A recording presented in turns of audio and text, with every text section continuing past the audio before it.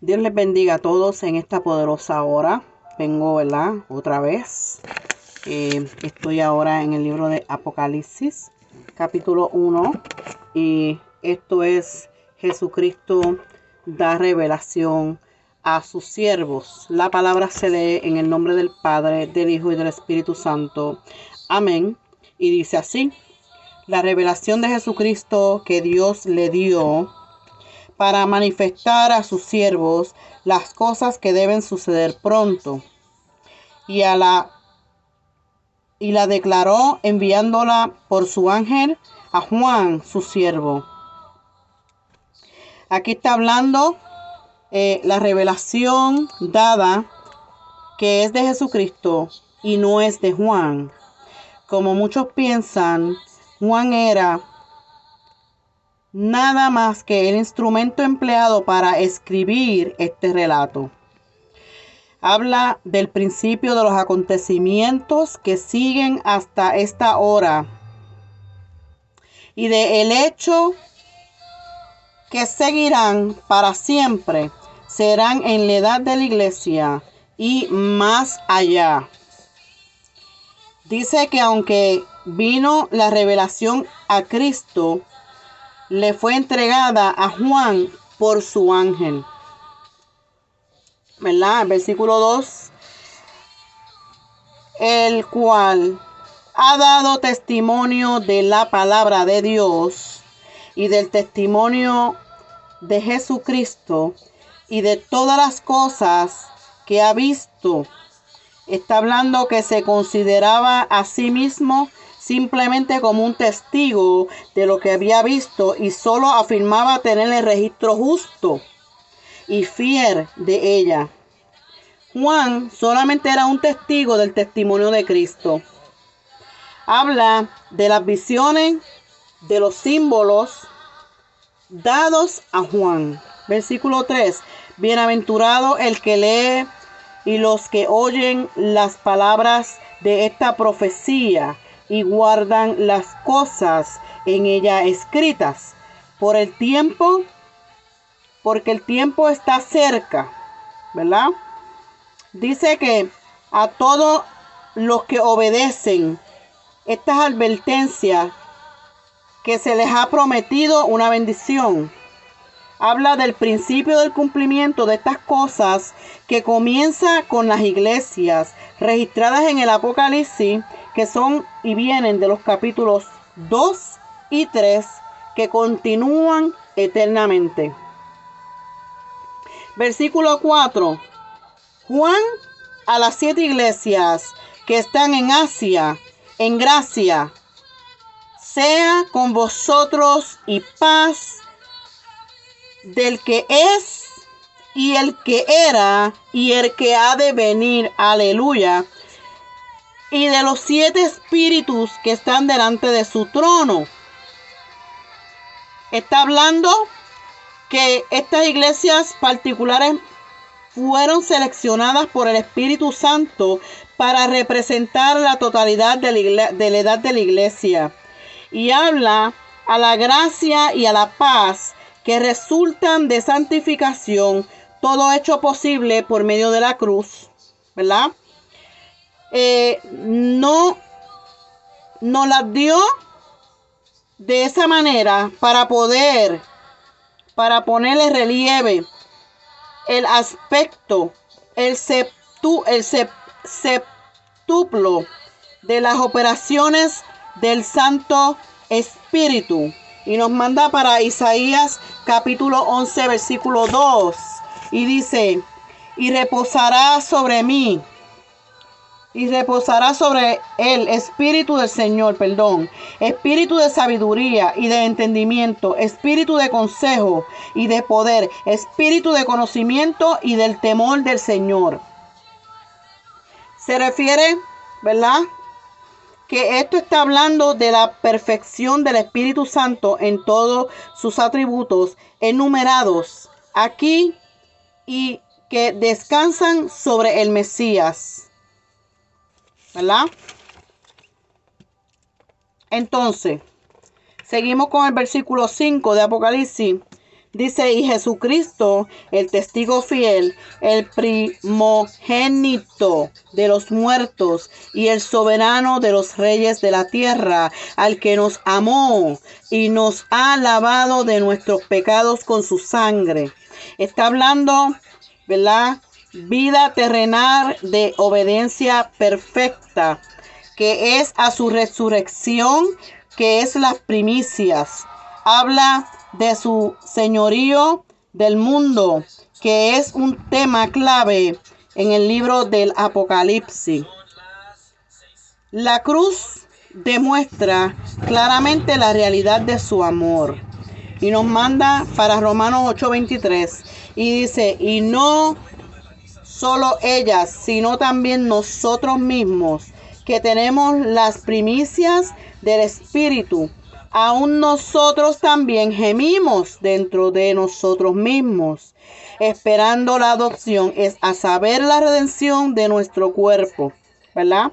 A lo que se refiere y de lo que está hablando es que es la creación y que todo lo que incluye habla de los creyentes, que aún Jesús trató con todo lo que se perdió a la causa de la caída de la cruz y que solo tenemos una pequeña posesión ahora, más el resto vendrá con la resurrección, el cual el hecho es claro de que todo fue pagado por Jesús en la cruz y ese pago en la expiación todavía no se ha realizado totalmente, ¿verdad? Que lo que quiere decir es que está esperando el cumplimiento del proceso, que la adopción en la familia de Dios garantiza la glorificación de nuestro cuerpo físico que ocurrirá en la resurrección, ¿verdad? Versículo número 6.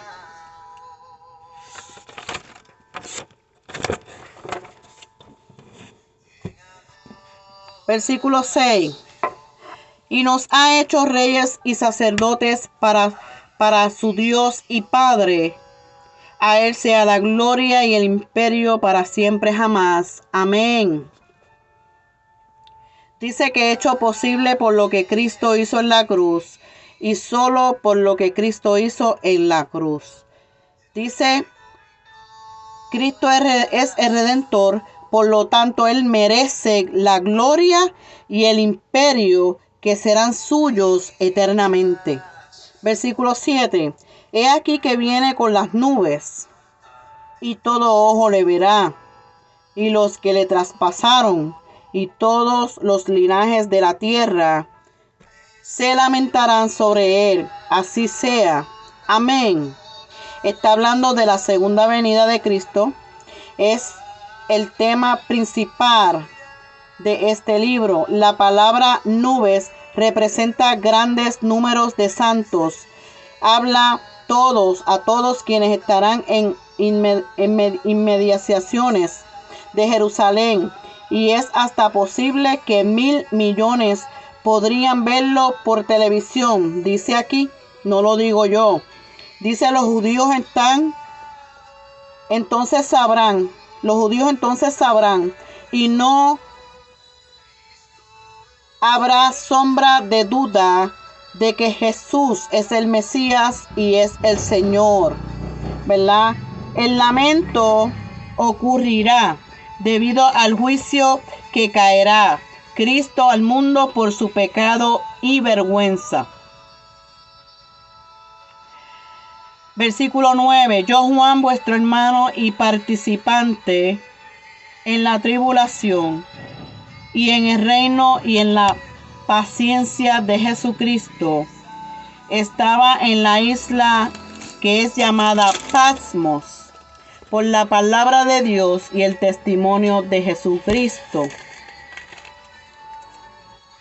Está hablando que Juan era un copartícipe en la tribulación, lo que en ese entonces se avecinaba a todas las iglesias. Cristo establecerá al final su reino en esta tierra, pero hemos de esperar con paciencia una isla de unos 59.5 kilómetros, 37 millas al oeste, suroeste de Mileto, en el mar de Egeo. Dice que no estaba en la prisión por haber cometido delito, porque él no había cometido delitos ninguno, sino por haber tomado una postura por nuestro Señor. Versículo 10. Yo estaba en el Espíritu en el día del Señor, y oí detrás de mí una gran voz como de trompeta. Dice que inició una nueva clase de experiencia con relación al control del Espíritu sobre él. Domingo, ¿verdad? Fue el día en que él escuchó la voz, escuchó Juan la voz. Dice que se oye por todo el mundo hasta la hora, y efectivamente siempre se oirá, que es la voz de nuestro Señor. Versículo 11. Que decía yo al Alfa y Omega, el primero y el último, escribe en un libro lo que ves. Envíalo a las 7 iglesias que están en Asia, a Éfeso, a Esmirna, a Pergamo, a Tiatira, a Sardis, a Filadelfia y a la Odisea, ¿verdad? Dice que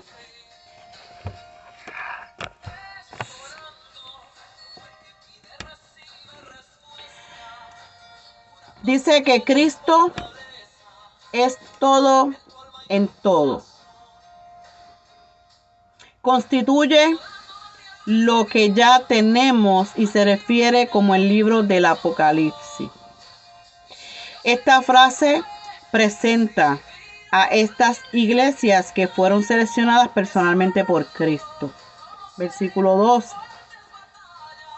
Versículo 12. Y me volví a ver la voz que hablaba conmigo, y vuelto vi 7 candeleros de oro. Habla el símbolo de las 7 iglesias. Versículo 13. Y en medio de los 7 candeleros, uno semejante al Hijo del Hombre, vestido de una ropa que llegaba hasta los pies y ceñido a la altura del pecho con una cinta de oro. Está hablando de Jesús, que es la cabeza de la iglesia, la pieza principal de la actividad, y indica su posición como sacerdote y como rey, ¿verdad? Y representa una vestidura real. Cristo es sacerdote y es rey, majestad y autoridad. Describe el escudriño penetrante y el juicio acerrismo, ¿verdad? Versículo 15. Sus pies semejantes al bronce fino, ardientes como en un horno, y su voz como un ruido de muchas aguas. Habla del bronce, que indica su humanidad, pero sobrehumana. La voz del poder. Versículos 16 y 17 dice: y tenía en su diestra 7 estrellas, y de su boca salía una espada aguda de 2 filos, y su rostro era como el sol cuando resplandece en su fuerza. Y cuando yo le vi, caí como muerto a sus pies. Y él puso su diestra sobre mí, diciéndome: no temas, yo soy el primero y el último. ¿Verdad? Representa a los pastores de estas iglesias, de estas 7 iglesias, la palabra de Dios, que representa su gloria.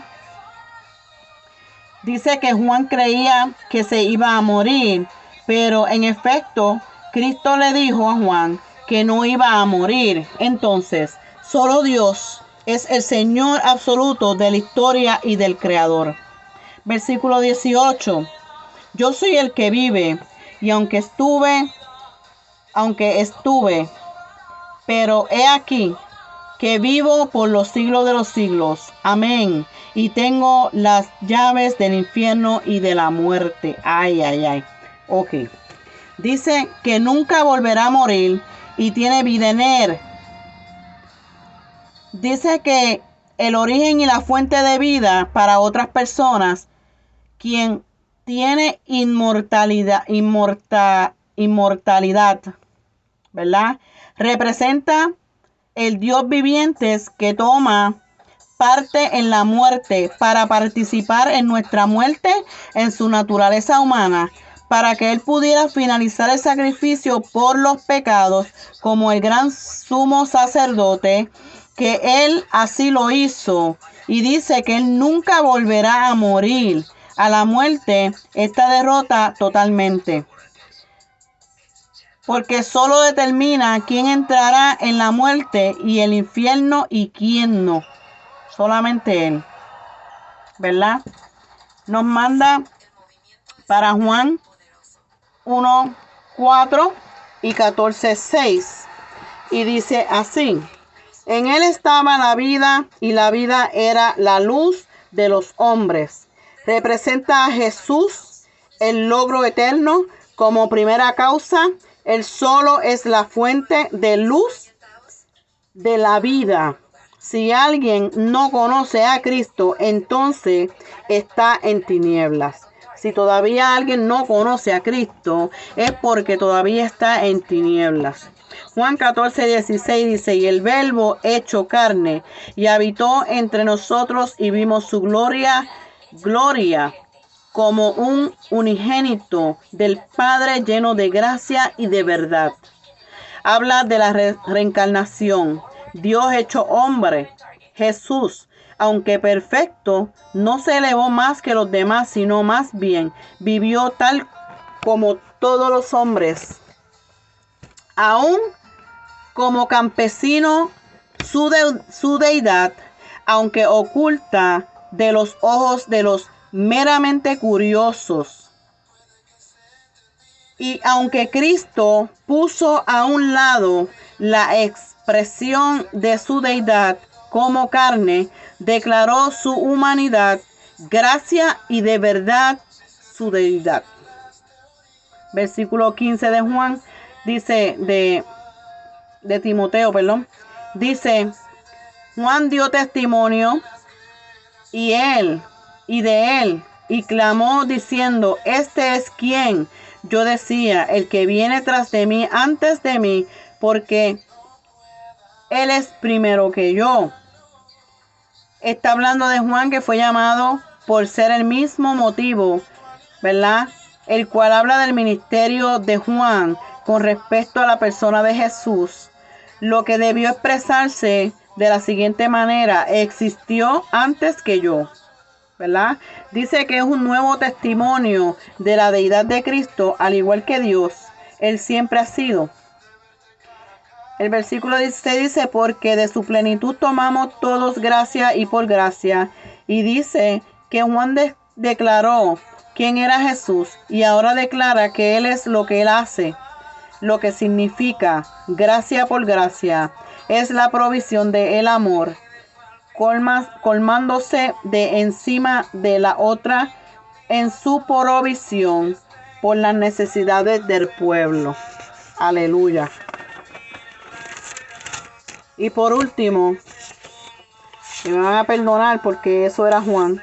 Ahora es que voy para Timoteo, primera Timoteo, capítulo 6:16. Y dice: quien solo tiene inmortalidad, que habita en la luz inaccesible, a quien ninguno de los hombres ha visto ni podrá ver, la cual sea la honra y el imperio semiterno. Amén. Dice que claramente que Dios es la fuente de toda inmortalidad. La persona de Dios es totalmente oculta por su morada, la cual es luz, y esta morada inaccesible habla de que la carne y la sangre no pueden heredar el reino de Dios. Los grandes hombres y títulos el que el Espíritu Santo a través de Pablo ha asignado a Cristo e incluyen definitivamente su deidad, más que todos dirige toda la atención a su gran obra de redención que Él llevó a cabo en la cruz del Calvario, ¿verdad? Y por último, nos vamos para el versículo 19 y 20, que son los últimos. Dice: escribe las cosas que has visto, y las que son, y las que han de ser después de estas. Está hablando, ¿verdad?, que este versículo es la clave del entendimiento del libro de Apocalipsis, que está dividido en tres partes. Parte 1, la visión de Cristo en medio de los candeleros, ¿verdad? Parte 2, que corresponde a las iglesias de los capítulos 2 y 3. Y parte 3, ¿verdad?, que corresponde a los acontecimientos después del arrebatamiento de la iglesia, incluye la gran tribulación y la eternidad en el capítulo 4, 22. Versículo 20. El ministerio de las 7 estrellas que has visto en mi diestra, y los 7 candeleros de oro, las 7 estrellas son los ángeles, las 7 de las 7 iglesias, y los candeleros que has visto son las 7 iglesias. Representa, ¿verdad?, el hecho de que estos pastores pertenecieron a Cristo. Los ángeles, cuando dice ángeles se refiere a los pastores, ¿verdad? Y dice que representa la totalidad de la edad de la iglesia, justo como lo veremos. Aleluya. Y eso es todo por hoy en este estudio. Espero que haya sido de edificación. Espero que, ¿verdad?, sigan metiéndose en la palabra de Dios, no solamente cuando uno la da, ¿verdad?, por el YouTube, sino que porque realmente quieren enderezar sus caminos, sus pasos, y quieren buscar de Dios, quieren llenarse de la palabra del Señor.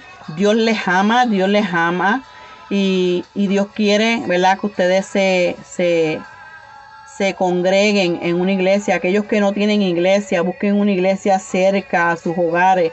Aquellos que verdaderamente quieren caminar, que no quieren que sus almas se pierdan, busquen de Dios, porque Dios, mi gente, Dios los ama.